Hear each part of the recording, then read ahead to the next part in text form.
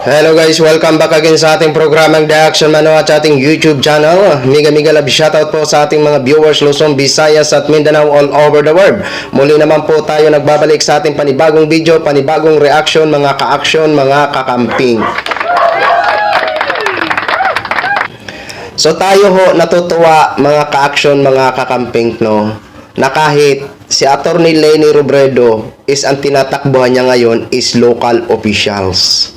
Pero natutuwa ho tayo na sa unang proclamation pa lang ng Kiko Bam is talagang masasabi natin na malakas talaga ang hatak ng isang former Vice President Attorney Leni Robredo sa taong bayan. Kaya malaki po ang tulong ni Attorney Leni Robredo dito sa ating mga pambato na siya mismo ay sumasama sa mga proclamation para i-endorso ang Kiko Bam at ang iba pa nating mga pambato.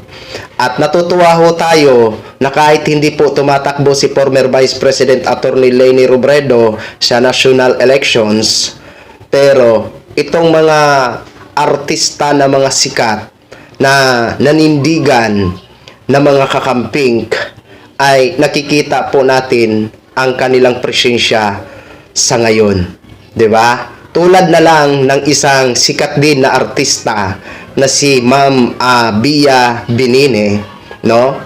Na kung saan nandun din po siya sa isang proclamation rally, okay? So, grabe din pala ang paninindigan nito ni Ma'am Bia Binine, no? Noong 2016 pa pala siya nanindigan mga ka-action. At paano ba nabuo ang Binini Movement? Ito po ang kanyang full speech. Panuorin po natin at pakinggan po natin. Credit po sa video nyo, ma'am.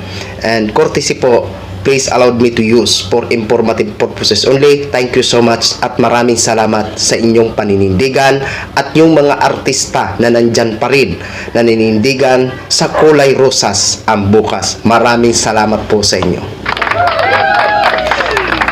So ito po, ayan, ang Facebook page niya po, baka hindi pa kayo nakapollow, Bia Binene, okay? Ayan, paki-follow naman po mga ka-action, mga kakamping. Maraming salamat po sa magpapalo. Ito na po, pakinggan po muna natin to.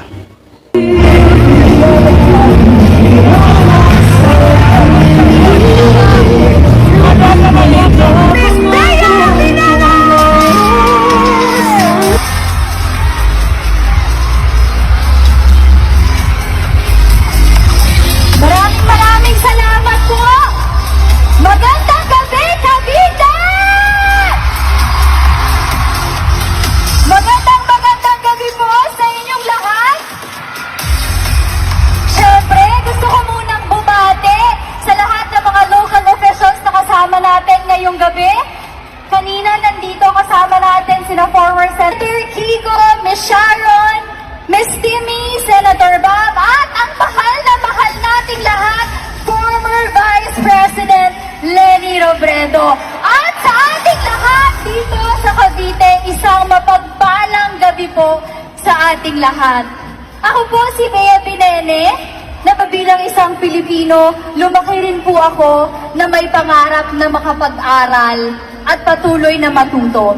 Kaya naman malapit po sa puso ko ang edukasyon, at ang oportunidad na maabot ng bawat kabataang Pilipino ang kanilang mga pangarap.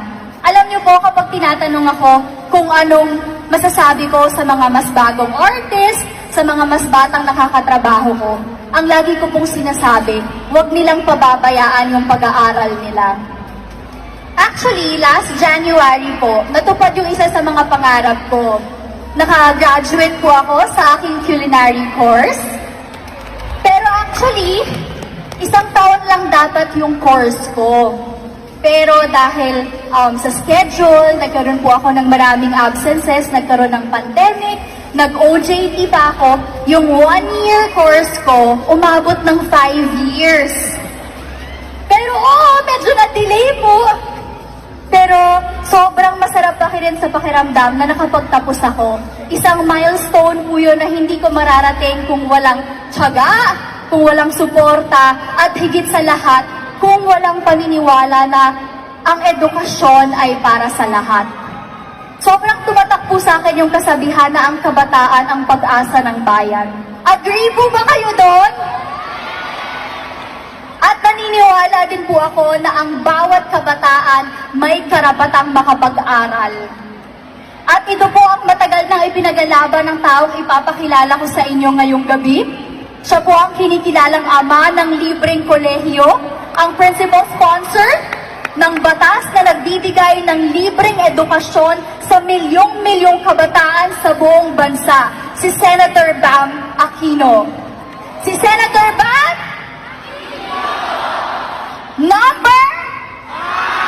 Very good. Dahil po sa kanya, mas maraming estudyante ang hindi na kailangang mamroblema sa matrikula. Mas maraming magulang at mga panganay, mga kapatid ang hindi na kailangang magtrabaho ng patong-patong para merong pang-tuition, para merong pambaon, para may pamasahe yung mga kapatid at anak nila. At hindi na kailangan mag-promissory note, hindi na kailangan mangutang para makapag-exam yung mga estudyante. Ngayon, mas maraming pamilya ang may pag-asa. Mas abot kamay na po ng mga estudyante, ng mga kabataan ang edukasyon na maghahanda sa kanila na harapin ang kinabukasan at mas maraming pangarap ang matutupad. Hindi lang yon, si Senator Bam nagsulong at nag-empower din po ng mga negosyante at mga MSMEs dahil sa Go Negosyo Act na principal sponsor din siya. Nandito rin po ako ngayon para i-encourage kayo na ang eleksyon naman, hindi naman po ito base sa kulay, di ba? Hindi naman po ito base sa pangalan, pero para sa kinabukasan po nating lahat to. Para sa pamilya natin to, para sa bansa natin to.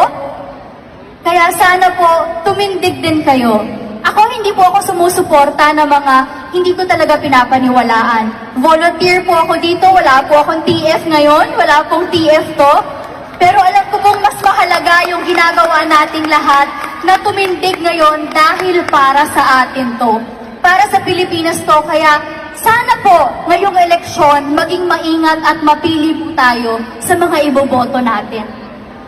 2016, tumindig po tayo. Sinuportahan natin ang ating Vice President Leni Robredo. 2022, dyan nagsimula yung Bea Binene Movement. Nag-start sa Twitter yan eh.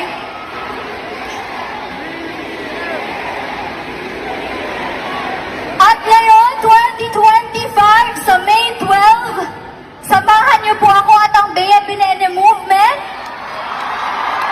Kasama ba kayo doon? Samahan niyo po akong i-high five siya dahil number 5 po siya sa balota at ibalik po natin siya sa Senado, si Senator Bam Aquino. Pero hindi lang po siya isang mambabatas, isa rin siyang leader na may malasakit, isang tunay na kaibigan ng mga kabataan at isang inspirasyon sa ating lahat. Marami po siyang nagawa at sigurado ako marami pa siyang magagawa. Mga kapuso, mga kapatid, mga kapamilya, mga kaibigan, mga Bea Binene Movement, isang malaking karangalan po sa akin na makasama dito kayo ngayong gabi at tumindig para sa kanya. Ang taong patuloy na lumalaban para sa mas maliwanag na kinabukasan ng bawat Pilipino. Ang nagsulong ng libreng kolehiyo at magsusulong ng siguradong trabaho sa Senado, ang ating butihing senador, i-high five natin siya, Senator Bam Aquino!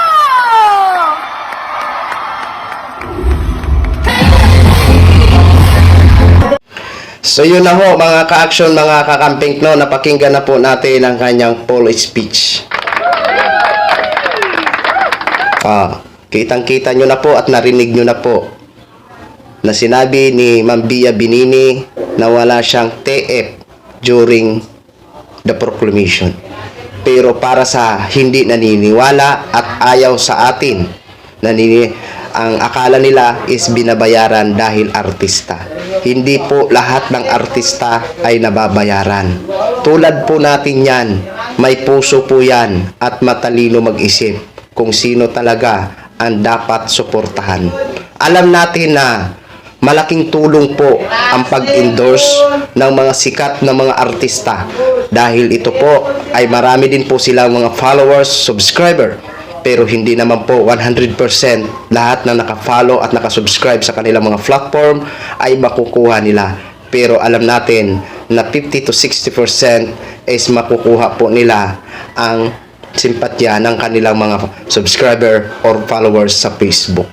Kaya sa lahat po ng mga naninindigan ng mga artista na nandyan pa rin hanggang ngayon ay sinasamahan nyo pa rin kami sa laban ng Kiko Bam na kahit wala man si former Vice President Attorney Leni Robredo sa national elections is nandyan pa rin kayo. Maraming salamat po sa inyo at saludo po kami sa inyong paninindigan. Kaya sana sa 2028 at kahit hindi pa man 2028, sana tulungan nyo din po kami na manawagan na sana si former Vice President Attorney Leni Robredo ay tumakbo sa pagka-presidente sa darating na presidential election sa 2028 dahil gusto po natin at hangad po natin talaga na maging presidente po siya ng Pilipinas dahil hindi po tayo nahihiya na i-endorse o ipanawagan ang former Vice President na tumakbo siya dahil alam naman po natin kung gaano siya kahusay pagdating sa public servant at lalong-lalo na hindi po siya corrupt officials. Yan po ang ating maipagmamalaki sa isang former Vice President Attorney Leni Robredo at syempre sa ating mga pambato ngayon, lalong-lalo na dito sa Kiko Bam. Alam natin at subok ang kanilang husay pagdating sa pagiging public servant. Okay? So yun lang po mga ka-aksyon, no? Once again, sa hindi pa po nakapag-follow kay Ma'am Bia Binini, makipalo naman po sa kanyang Facebook page, Bia Binini po. Maraming salamat. Okay? So maraming salamat po sa ating mga viewers, Luzon, Visayas at Mindanao all over the world. Ako po si Action Man. Have a good day, everyone. We're beautiful.